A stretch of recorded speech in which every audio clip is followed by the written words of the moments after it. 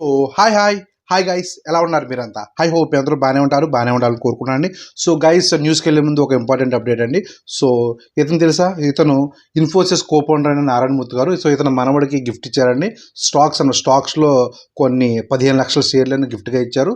So అది చాలా కోట్లలో వాల్యూ. అయితే ఈ అబ్బాయి ప్రపంచవ్యాప్తంగా యంగెస్ట్ ఇన్వెస్టర్ అనమాట. స్టాక్ మార్కెట్లో యంగెస్ట్ ఇన్వెస్టర్, పైగా కోటీశ్వరుడు కూడా. అది స్టాక్ మార్కెట్ ద్వారానే. ఈ సంవత్సరం 2025లో సో ఇతను ఇన్వెస్ట్మెంట్ చేసిన కంపెనీ 3 కోట్ల పైన డివిడెండ్ ఇచ్చింది ఈ సంవత్సరం 2025లోనే. సో గత సంవత్సరం 7 కోట్ల పైన డివిడెండ్ ఇచ్చింది. అంటే ఈ అబ్బాయికి కేవలం కంపెనీ నుండి ఓన్లీ డివిడెండే దగ్గరగా 10 కోట్లు వచ్చిందంటండి. సో తాత అంటే ఇలాంటి తాత ఉండాలండి. మా తాత ఉన్నాడు, కోవిడ్ నుంచి వచ్చినప్పుడు ఫుల్ బాటిల్ లేకపోతే నా బూతులు తిట్టుడు మా తాత. తాగేసిన బాటిల్ స్టేడ్ పైన ఉన్నాయి, ఇప్పటికీ స్టేడ్ పైన ఉన్నాయి. మా తాత పైకి వెళ్ళిపోయాడు, బాటిల్ మాత్రం మిగిలాయి, ఖాళీ బాటిల్. వీళ్ళ తాత చూడండి, ఫుల్ బాటిల్ ఇచ్చాడు అబ్బాయికి.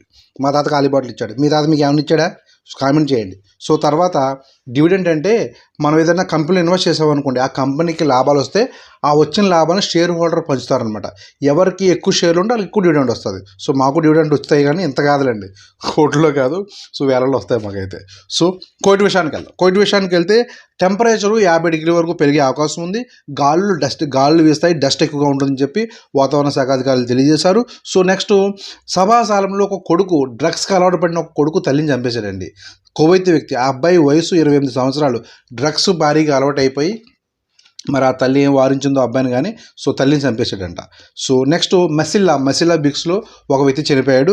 నెక్స్ట్ మనం చెప్పాను కదండి, ఈ పాస్పోర్ట్స్ మన కువైత్ ఇండియాస్లో ఒక అప్డేట్ వచ్చింది. ఈ పాస్పోర్ట్స్ చాలా సేఫ్ అండ్ ఫాస్ట్గా ట్రావెల్ చేయొచ్చు, ఇంటర్నేషనల్ ట్రావెల్ చేయొచ్చు ఇండియన్ వ్యక్తికి. సో రేపు ఈ పాస్పోర్ట్ కోసం చెప్తాను, అందులో ఫీచర్స్ ఏంటి చెప్తాను రేపు.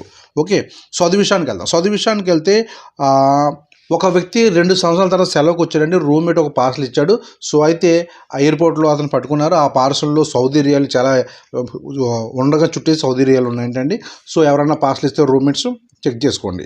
ఓకే, తర్వాత కొందరు ఫుడ్ డెలివరీ బాయ్స్నే టార్గెట్ చేయడానికి కొందరు గ్యాంగ్గా ఏర్పడి బయట ఇల్లీగల్గా వచ్చిన వాళ్ళు సౌదీకి, సో వాళ్ళు డబ్బు సంపాదించడం కోసం ఫుడ్ డెలివరీ బాయ్స్ని టార్గెట్ చేసుకుని వాళ్ళ దగ్గర బైకులు కానీ, నెక్స్ట్ సెల్ ఫోన్, డబ్బులు, ఫుడ్ దోసేసుకుంటున్నారంటండి.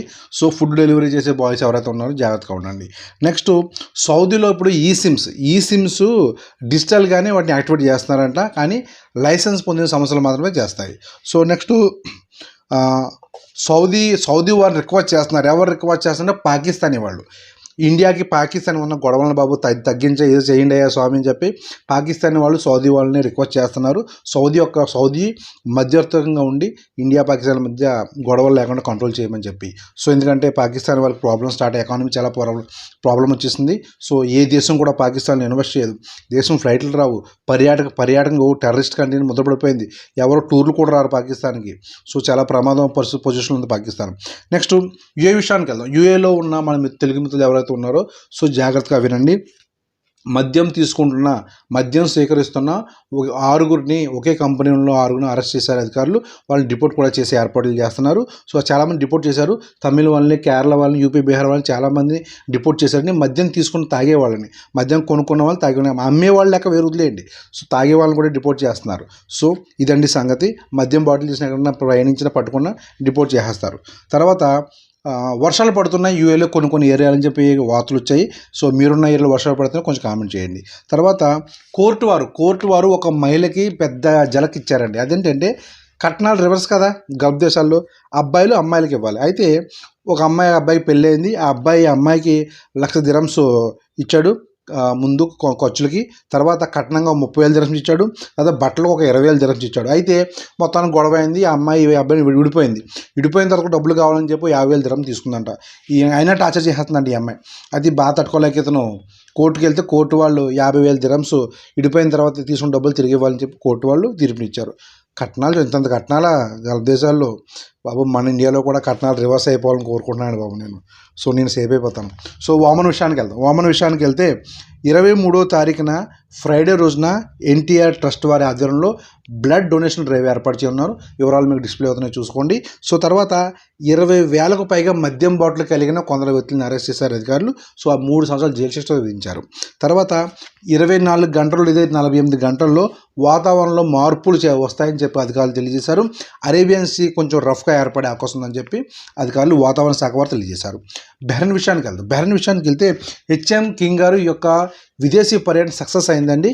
సో సక్సెస్ అంటే హెచ్ఎం కింగ్ గారు వెళ్ళేసి వచ్చేయడం కాదు, సో వెళ్ళి సాధించుకొచ్చారనమాట. అంటే విదేశీయుల యొక్క ఇన్వెస్ట్మెంట్స్ కానీ, బెహ్రెయిన్ యొక్క ఎక్స్పోర్ట్స్ పైన ట్యాక్స్లు తగ్గించడం కానీ, టారిఫ్లు తగ్గించడం కానీ, సో అన్నీ విజయవంతంగా సాధించుకొచ్చారంట హెచ్ఎం కింగ్ గారు. నెక్స్ట్ 230 కేజీల రొయ్యలండి అక్రమంగా తరలిస్తున్న 230 కేజీల రొయ్యల్ని అధికారులు పట్టుకున్నారు. 3 అరెస్ట్ చేశారు, రొయ్యలు సీజ్ చేశారంట. బాబు నాకు 4 కేజీలు ఏమంటే ఫ్రై చేసుకుంటాను. 230 కేజీల రొయ్యలు. తర్వాత ముర్రాక్లో స్మార్ట్ పార్కింగ్ మిషన్లు ఏర్పాటు చేశారండి. సో అన్ని పార్కింగ్ మిషన్లు స్మార్ట్గా ఉంటాయి, డిజిటల్ మనం నొక్కేసి వాటిని పార్కింగ్ చీటీలు తీసుకొచ్చారనమాట. తర్వాత ఖత్తర్ విషయానికి వెళ్తే ప్రతి సంవత్సరం ఇక్కడ నుంచి క్యాబినెట్ వారు మీటింగ్ పెట్టరు. అంటే హాలిడేస్ ఏవైతున్నాయో ఇప్పుడు హాలిడేస్ ఖత్తర్లో ఫిక్స్ చేశారు. పలానా డేట్ అంటే ఆ డేట్ ఫిక్స్ అనమాట. హాలిడేస్ మనం ముందుగా తెలిసిపోతున్నాం ఖత్తర్ హాలిడేస్ అని. అందువల్ల ఇక్కడ నుంచే హాలిడేస్ ఉంది. ఈద్ హలాదా ముందు ఈ మీటింగ్లు పెడతారు కదా క్యాబినెట్ వాళ్ళు. ఎటువంటి మీటింగ్లు ఎటువంటి అప్డేట్స్ ఉండవు, ఫిక్స్ అనమాట ఖత్తర్ హాలిడేస్. తర్వాత ఖత్తర్లో వేగంగా మారిపోతుంది ఖత్తర్ యొక్క వాతావరణం. అతి వేగంగా వాతావరణంలో మార్పులు చెందుతున్నాయంటండి. సో ఈ వీకెండ్లో 30 నుండి 50 డిగ్రీల వరకు టెంపరేచర్ పెరగవచ్చు, హ్యూమిడిటీ అధికంగా ఉండొచ్చు చెప్పి వాతావరణ శాఖ అధికారులు తెలియజేస్తున్నారు. నెక్స్ట్ ఖత్తర్ యొక్క డిజిటల్ ఇండస్ట్రీస్లో $1 బిలియన్ ఇన్వెస్ట్మెంట్ చేస్తారు విదేశీ కంపెనీలు. చూడండి, విదేశీ కంపెనీలు కూడా డబ్బున్న దేశంలో ఇన్వెస్ట్ చేస్తున్నాయి. సో ఈ డెవలప్డ్ దేశాల్లో కాదు, డెవలప్ అయిపోయిన దేశాలు ఇన్వెస్ట్ చేస్తున్నాయి. సో ఎవరి సేఫ్టీ వాళ్ళు చూసుకుంటారండి. సో చూడండి, విదేశీ కంపెనీలన్నీ కూడా ఇన్వెస్ట్మెంట్స్కి గల్ఫ్ వైపు మొగ్గు చూపుతున్నాయండి. సో మనం నెక్స్ట్ వీడియోలో మళ్ళీ కలుద్దాం. అంతవరకు బాయ్.